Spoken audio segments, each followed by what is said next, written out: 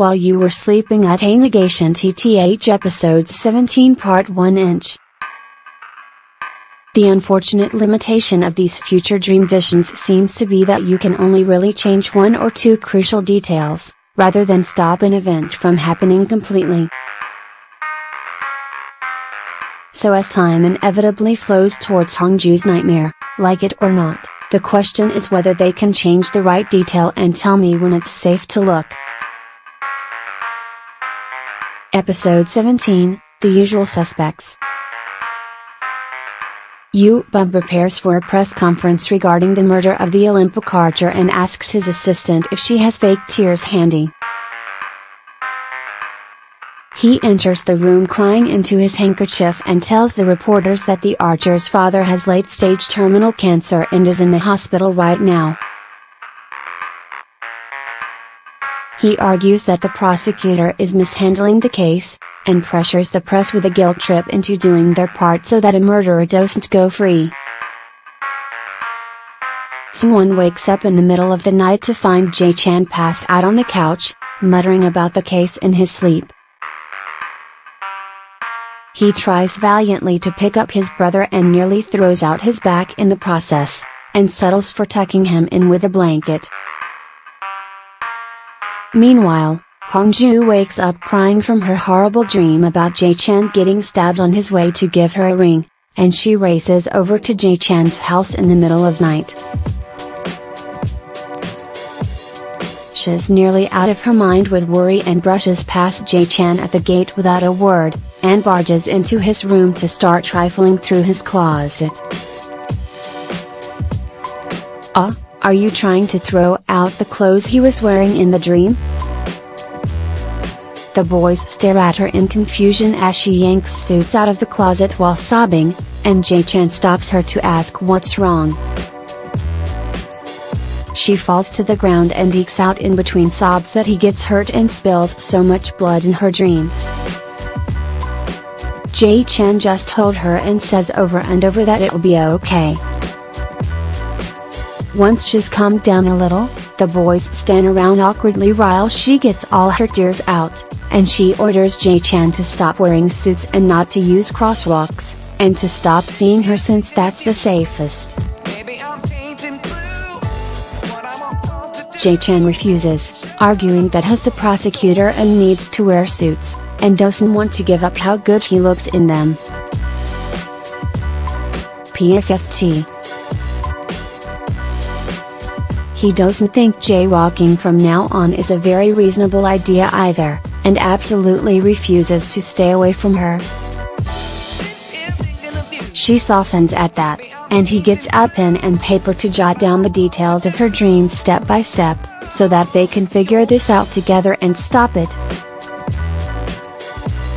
Good answer.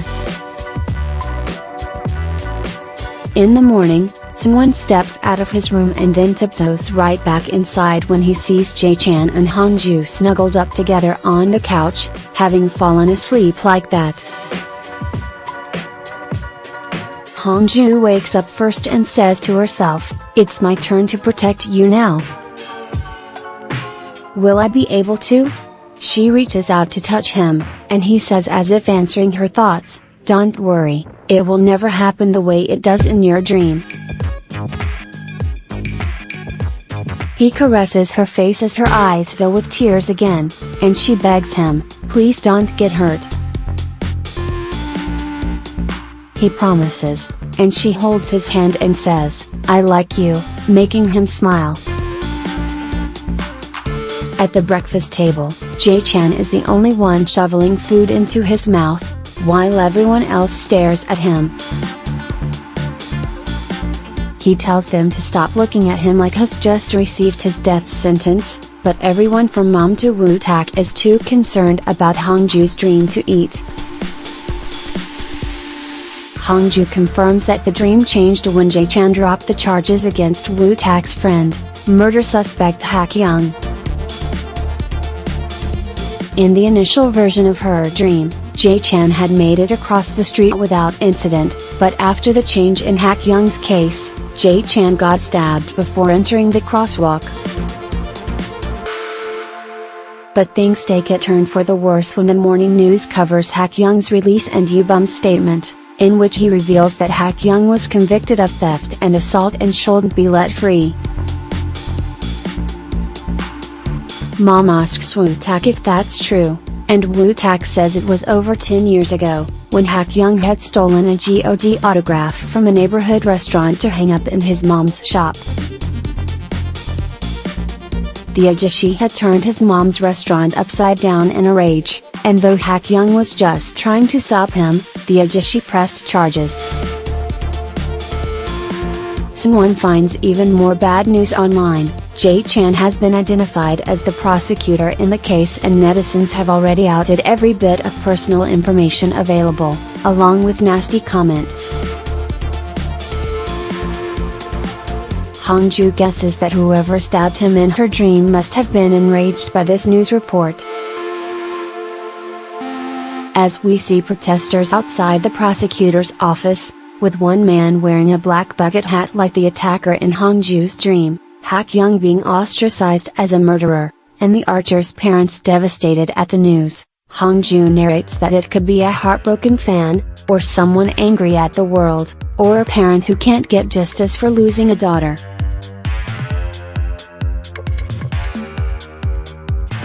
Hong-joo holds Jae-chan's hand and continues in voiceover. The one thing for sure is that in order to stop the horrible moment in my dream, before this rage that grew like bubbles from a misunderstanding grows any bigger, before that rage becomes a knife and stabs, I have to change the flow of time.